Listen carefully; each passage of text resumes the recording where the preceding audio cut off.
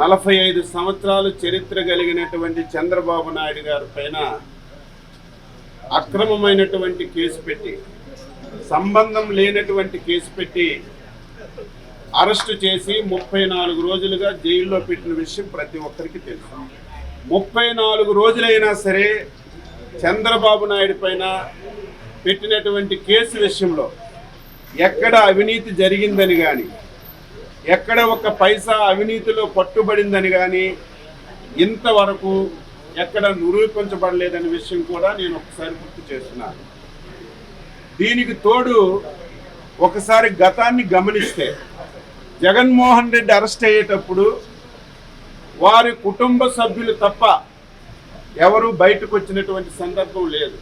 First time ఒక నిజాయితీ పరుడు, తెలుగు జాతి గర్వించదగినటువంటి వ్యక్తి, తెలుగు జాతిని ప్రపంచ స్థాయిలోకి తీసుకెళ్లేటువంటి ఒక మకుటం లేనటువంటి రాజుని అన్యాయంగా అరెస్ట్ చేశారని యావత్ తెలుగు జాతే కాకుండా అన్ని రాజకీయ పార్టీలు, దేశంలో ఉన్న వాళ్ళు ప్రతి ఒక్కరు కూడా దీన్ని ఖండించి రోడ్ల మీదకి వచ్చి విపరీతంగా నిరసనలు చేస్తున్నటువంటి విషయాన్ని కూడా మీ అందరికీ తెలుసు.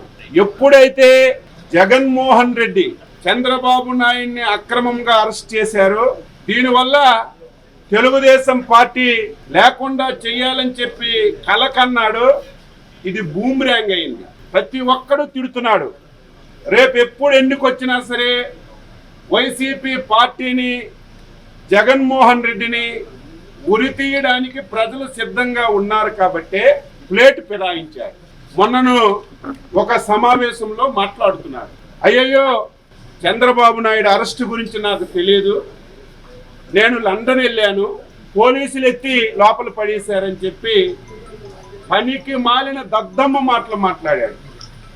దీనికి తోడు నా ప్రమేయమే లేదు, కేంద్ర ప్రభుత్వం ప్రమేయంతో ఈ అరెస్టు జరిగిందని చెప్పి తప్పుడు సమాచారాన్ని రాష్ట్ర ప్రజలకు తెలియజేశారు. అందుకే ఈ రాష్ట్రంలో జరుగుతున్నటువంటి పరిణామాలన్నీ కూడా, రాష్ట్రంలో జరుగుతున్నటువంటి అక్రమ అరెస్టులు కానీ, ఈ జరుగుతున్నటువంటి విధానాన్ని కానీ కేంద్ర ప్రభుత్వ దృష్టికి తీసుకెళ్లవలసినటువంటి బాధ్యత ఒక రాజకీయ పార్టీగా, ప్రతిపక్ష పార్టీగా మాకుంది. కాబట్టి రాత్రి అమిత్ షా గారంటే కేంద్ర హోంశాఖ మంత్రి, ఆయన దృష్టిలో పెట్టి అక్రమంగా అరెస్ట్ చేశారు. ఎన్ని కేసులు పెడుతున్నారు, లోకేష్ బాబుని ఏ రకంగా ఇబ్బంది పెడుతున్నారు, ఫ్యామిలీని ఏ రకంగా ఇబ్బంది పెడుతున్నారు. ఈ రాష్ట్రంలో వాక్ చాతుర్యం లేదు, ప్రజాస్వామ్యం లేదు, బయటకు వచ్చే మాట్లాడే పరిస్థితి లేదని డీటెయిల్గా అమిత్ షా గారిని దృష్టిలో పెడితే ఆయన కూడా సానుకూలంగా స్పందించారు. సానుకూలంగా స్పందించడమే కాదు, జగన్మోహన్ రెడ్డి చేసింది తప్పు, చంద్రబాబు నాయుడు గారి అరెస్టులో మా ప్రమేయం లేదని కూడా అమిత్ షా గారు చెప్పారు. తప్పనిసరిగా ఈ వ్యవహారాలన్నీ మేము గమనిస్తున్నాం.